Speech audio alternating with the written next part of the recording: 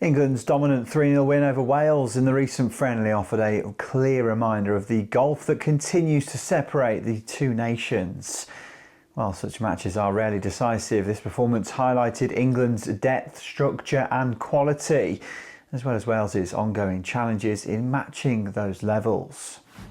Yeah, first 20 minutes were tough. It's a very difficult place to come without starting the way we did. Made it very difficult for ourselves against, as we know, a very good opposition. With their intensity, physicality, they were able to push through that as well. And also, it was a tough period, I have to be honest. It was a tough period in the game. Not a tough period in life, Geraint, so be careful where you say, yeah, no, it was all good. But in that period it was. We had to suffer a lot of pain. It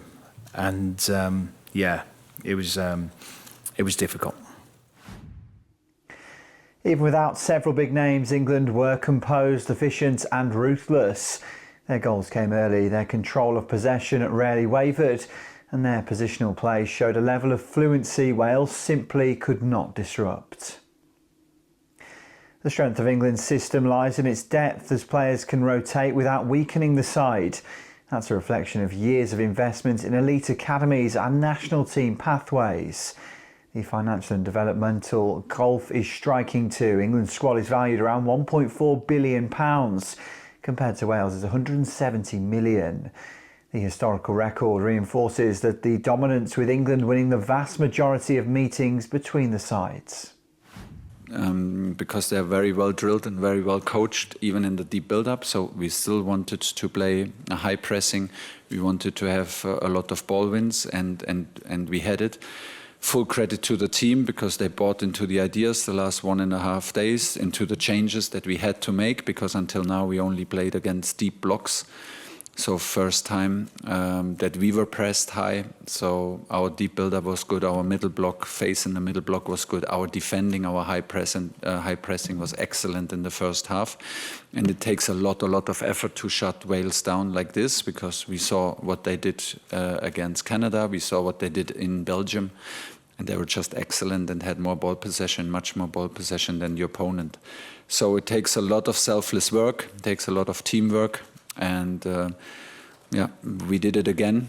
We were very quickly 3-0 up. We could have scored more in the first half, especially. We could have scored in the first 15 minutes, I think. In the second half, we didn't.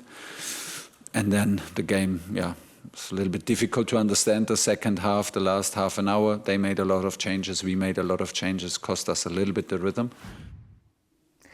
For Wales, this defeat was another reality check. The team started slowly, conceded early and struggled to find control in midfield or a cutting edge in attack. There were flashes of improvement after half-time, but by then the contest was already lost.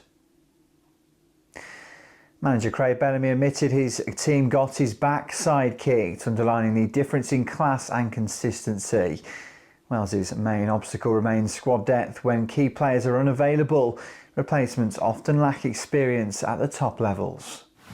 And the way we play, because we play a high back line, we push people on, then we have to shift across. But if we don't do all these moments and we create gaps, good teams will exploit those gaps, and good teams, especially at this level, have the speed to go and do something with those gaps. Lesser teams don't quite have the speed, so we can get away with it to a certain degree, but not against top teams. And first half, we've seen a top team, but also we've seen us stressed and not using the habits that we need to use against this type of team. Ultimately, England's superiority reflects a broader footballing structure, while Wales face the long-term challenge of closing that systemic gap.